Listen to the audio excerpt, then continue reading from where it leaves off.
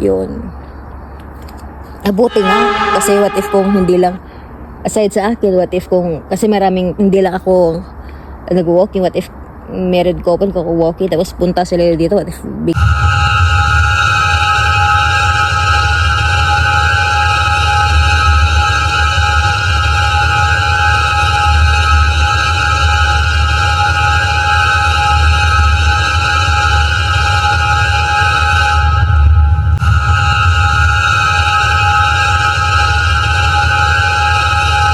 Hello guys, welcome back on my YouTube channel.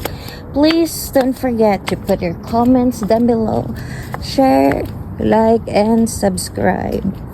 So for today, it's already 8:52 or 53 and mayroong tao dan guys sa likod ng ano dun, yung kotse na yan. Siya pwede kalapit sa akin. Kasi meron naman akong pang self-defense. So, pwede naman ito gamitin dito sa ano, sa state namin sa US. Yun, pwede ito kapag yung buhay mo ay panganib at saka danger na. Kung ano, kung in danger. Hindi mo ito pwede magamit kung in a wrong way. Dapat kailangan sa tamang ano. Yun. Merong talagang parang sumisilip naman ang lalaki, naka-t-shirt nga white. Hindi ko naman siya judge pero kasi ano, ako lang isa naglalakad.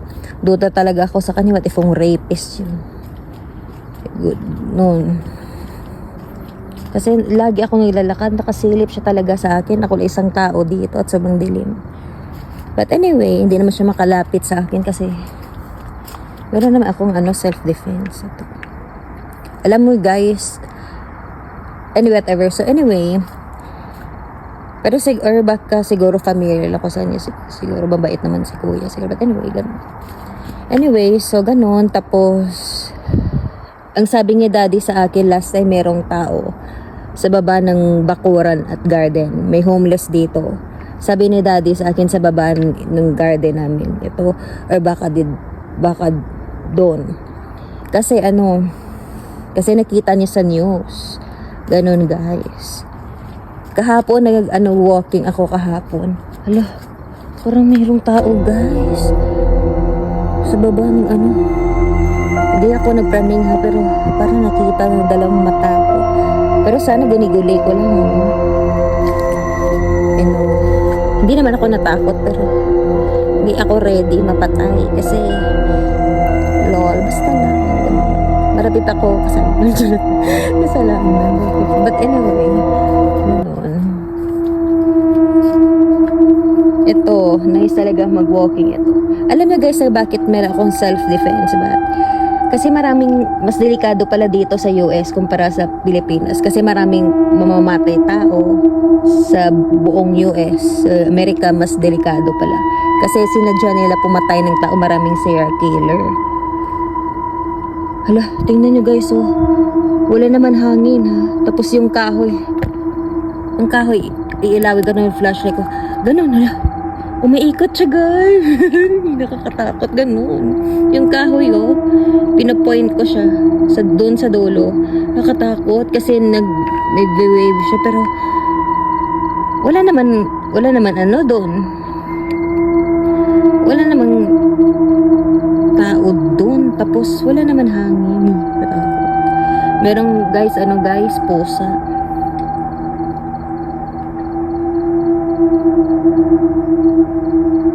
Merong guys, pusa. Alam mo, importante naman talaga yung flashlight eh. Kasi, ako lang naglalakad mag-isa at sobrang dilim. Para tingnan ko kung totoo sabi ni daddy sa akin kung may homeless. Pero duda ko hindi naman siya siguro bumalik dito kasi sabi ni daddy sa akin nakita niya sa news mayroong homeless last time. Pero duda ko talaga hindi naman siya bumalik dito. Kasi nung sinabi niya daddy sa akin, pero duda ko hindi na siya babalik kasi syempre nahuli na siya ng pulis. Yun. Abuti nga kasi what if kung hindi lang, aside sa akin, what if kung kasi maraming hindi lang ako nag-walking, what if meron ko kung walkie, tapos punta sila dito, biglang panganib yung buhay nila kasi merong homeless dito sa babae last time. Sabi niya sa kinakita sa news na tumatago siya sa likuran ng tanim na yan, o baka doon, o baka sa likuran na yun, o baka sa ibaba ng upuan na ito. Yun.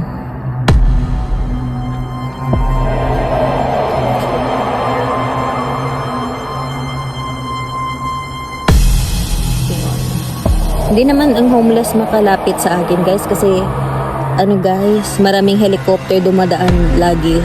At nakikita ko naman kapit nandun ako sa loob ng bahay sa patio. Not patio, not cemetery, but of course. It's actually there at the langit, at the clouds. Kasi syempre, alam ko bakit ganun nagsa-circle sila. Kasi merong crime scene na sila puntahan. Kaya nasa-circle mga police dahil syempre pupunta sila sa crime scene. Maraming serial killer. Dito sa US, mas delikado pala. Dito sa US, kasi maraming mamamatay tao. At nakita ko yun sa news. Sa New York, yung prostitute pinatay. Yung serial killer, si Rex Heuermann, pumatay sa kanila sa New York kasi serial killer siya. Na sinadya niya talaga pumatay ng tao kasi syempre serial killer siya. At pinatay niya yung 5 prostitute. Nakita ko. Yun.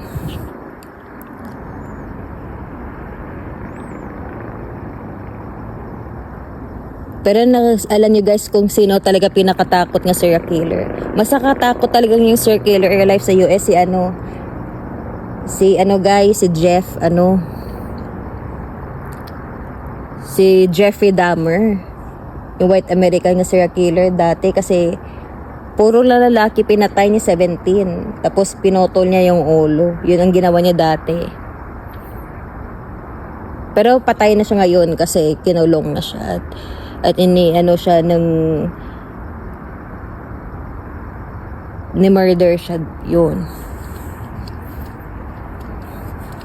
But ng lethal injection kasi puro lalaki pinatay niya. Hindi siya pumatay ba, pero po lalaki. Siya guys ang pinaka nakakatakot nga serial killer na sinadya pumatay ng tao na American, siya nga si Jeffrey Dahmer. Yun ang ginawa niya dati in real life guys, kasi 17 guys ang murder niya in real life at pinoto niya yung ulo. Yun, at sex offender siya, ganun.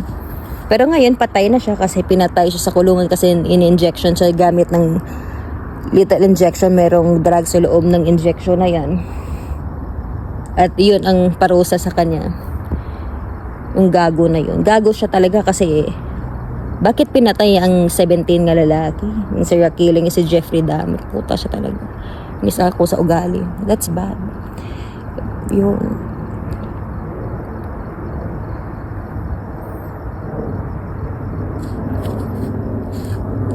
But guys, nagbablog ako ngayon ulit. Kailangan ko talaga syempre may flashlight guys kasi ang sobrang dilim dito sa bakuran sa garden. Bakuran garden yun. Tapos yung dilim sa side na ito. Kasi sa ibang side walang walang ilaw. Pero kung may ilaw dito sa side na ito, sa side na ito hindi madilim yung part na ito. Kasi merong ilaw dun. Pero sa side na ito, sobrang dilim kasi wala dun ilaw sa dulo. Yun. Ang katakot guys. What if kung mayroong manananggal dito? Kung di manananggal baka mumu. O kung di baka alien or baka mayroong possum. O kung di maraming ahas dito o baka daga. Wow, ito guys. Vlog ako sa bang dilim.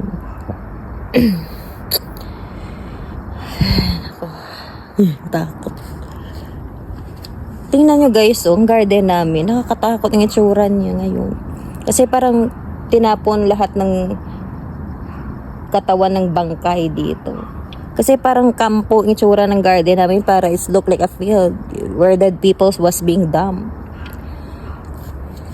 I'm just being honest. Ang garden namin nakakatakot ngayon kasi parang hindi na siya garden Parang lahat na bangkay ng patay tinatapon dito. Yun. Parehas sa sa crime scene na panood ko dati. ito talaga yung itsura niya. Yun.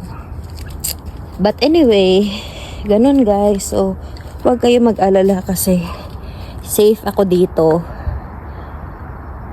Yun. Pero ayaw ko lang lumapit doon kasi hindi ako sure kung, hindi ako natakot sa mamamatay tao pero hindi pa ako ready mapatay. Yun. Hindi ako sure baka merong tao dyan, ganun. Pero merong tao sumisilip. Parang multo. Nakatakot. Yun. Kasi last time merong homeless dito sa ibaba ng upuan, sabi ni daddy sa akin. Nakita niya sa news. Tumatago siya doon. Yun. Pero ngayon siguro hindi naman siguro. Pero hindi lang ako sure ha. Kasi hindi naman ako pumasok. This time sa loob hindi na ako papasok. Kapasok dyan sa bakuran namin. Hindi ako napapasok kasi baka maraming daga dyan. Mayroong ahas, ganun. Kung multo. Eto guys, ako na lang isa nag-walking. Kanina nakita ko merong nag-walking dito. Pero ngayon ako na lang isa. Ano ba yun? Parang merong tao dyan. Parang ano talaga? Parang merong mananangga. Katakot. Hindi ko gusto i-rape ako ng manananggal. Kasi di naman ako tomboy. Only trans man. Hindi ako trans man. You're trans woman. Ito guys, ito. Thank you sa panonood ng vlog natin.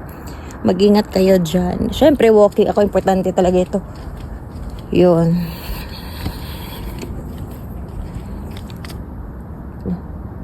Parang merong talaga kanina pa guys nag-ano. Parang merong talaga guys dito nag-ano, sumisilip. Importante talaga ito guys. Walking ako kasi para mag-sexy ako kasi meron akong husband. Yun, kapag merong ang babae asawa, dapat may pa-sexy sila. Para magustuhan sila ng asawa nila. Dapat magpa-sexy sila, ganun.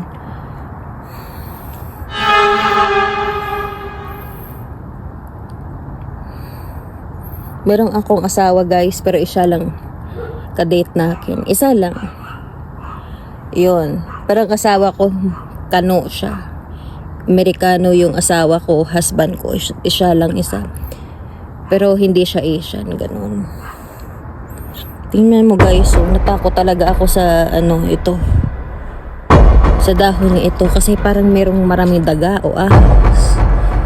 At saka sa likuran ng kahoy nga ano ito o wood nga ano ito guys. The fence kasi parang wala, parang meron talaga tao dyan guys sa ibaba ng ano bakuran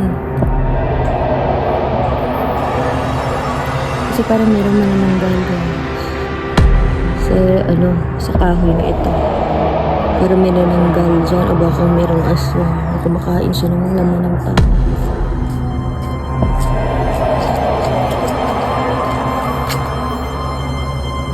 Salamat guys sa panonood guys.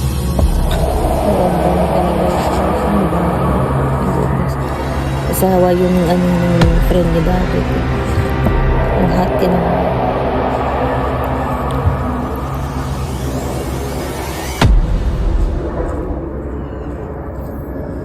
Ano? Ang ganda natin guys. Ang good. Very.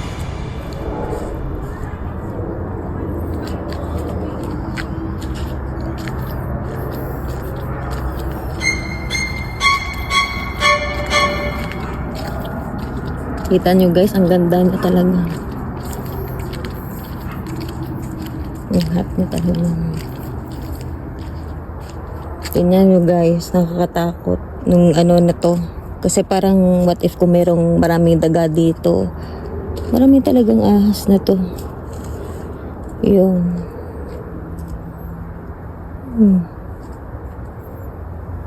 Ako Ako lang isang nag-walking dito ngayon kasi gusto ko lang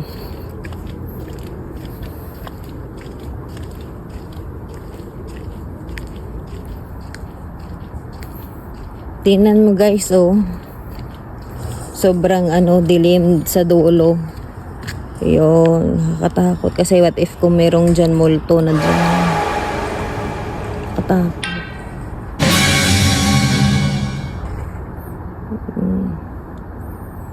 Masok na siya sa loob guys. Ang ganda niya talaga.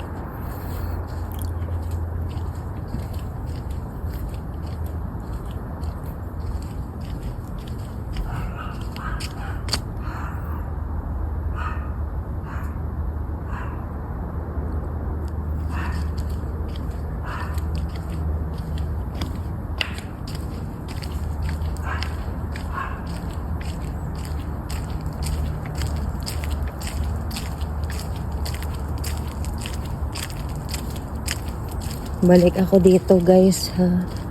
Tingnan mo guys, oh. Nakatakot diba? Kasi parang meron talagang meron mananggal at tik-tik sa kahoy na yun.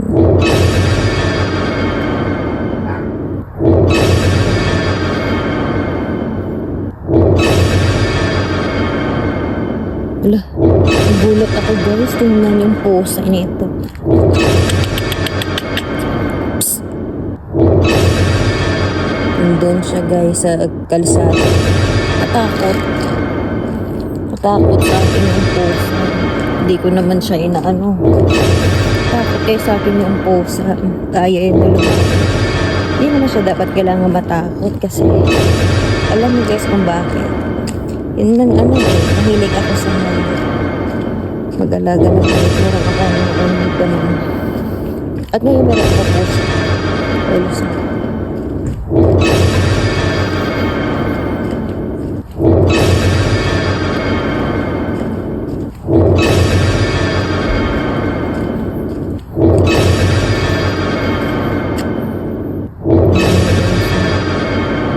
Ang bulaklak niya.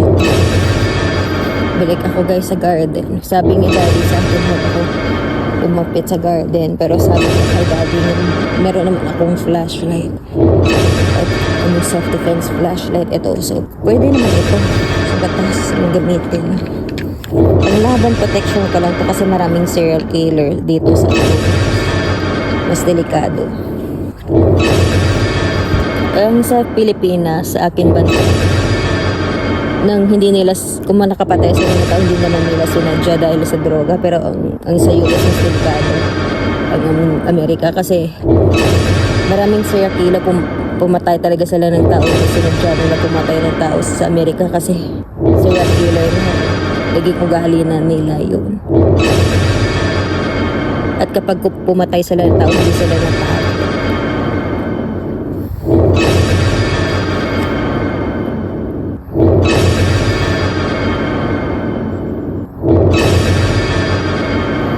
Kasi merong homeless talaga dito. Sabi ni ni daddy sa akin kasi nakita niya sa news. Siya nagsumbong sa akin.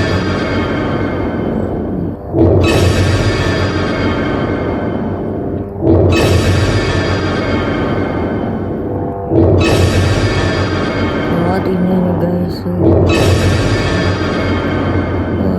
Merong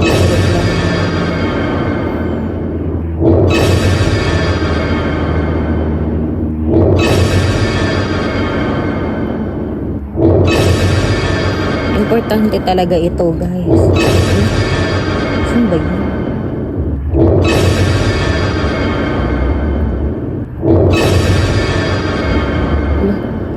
Bakit guys?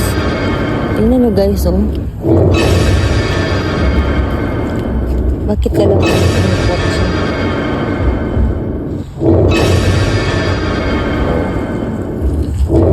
Sino kaya yun? Siguro bisita lang siguro. Hindi ako sure guys kung sino ba yun yung Itim ang kotse. Wala, sino ba yun?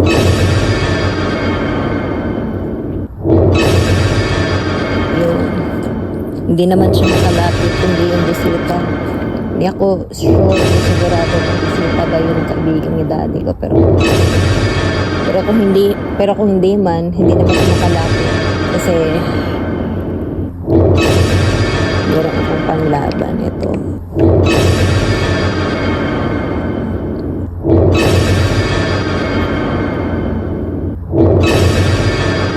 Guys, sino ba yun? Kilala. Siguro bisita lang siguro ni ano. Pero hindi ako sure guys kasi hindi ko siya kilala. Hindi talaga ako sure. O baka ganun.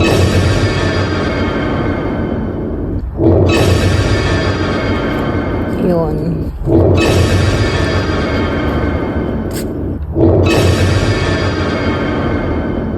Malapit na guys sa yung bahay namin guys.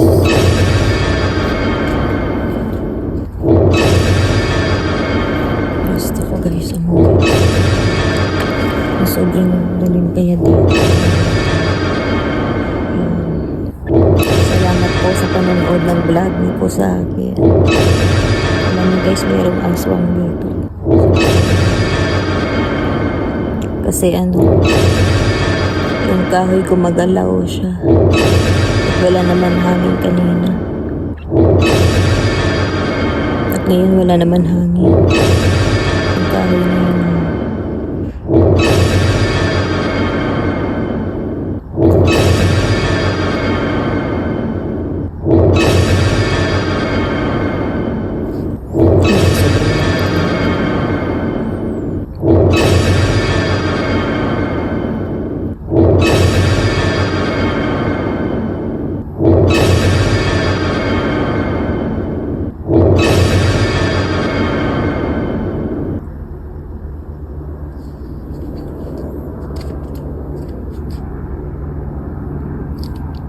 May guys, may kotse. Sino ba yun? Hindi ako sigurado kung kaibigan siya ng kaibigan sang ni daddy ko.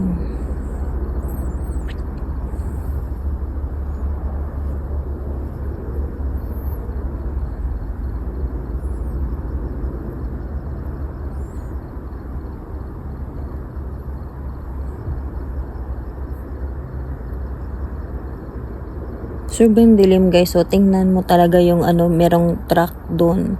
Sobrang dilim yung truck mo. Kasi yung siya.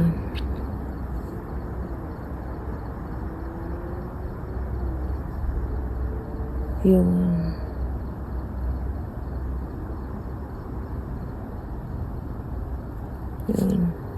Sobrang tahimik, nakakatakot at ang dilim. Truck pala doon. Siguro warehouse yun. Oo, warehouse yun. Tapos truck. Yun. Ang laki ng truck. Parehas talaga sa laro na nilararo ko ng GTA. Pero tingnan nyo talaga guys. Sobrang dilim. Kasi parang merong momo.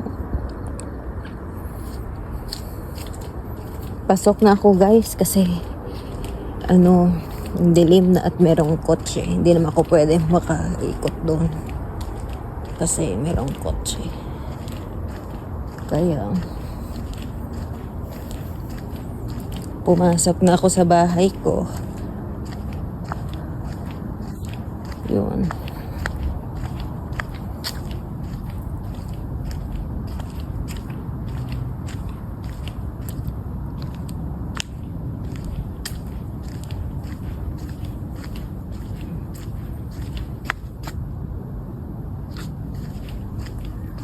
Pasok na ako guys kasi hindi ako makaikot sa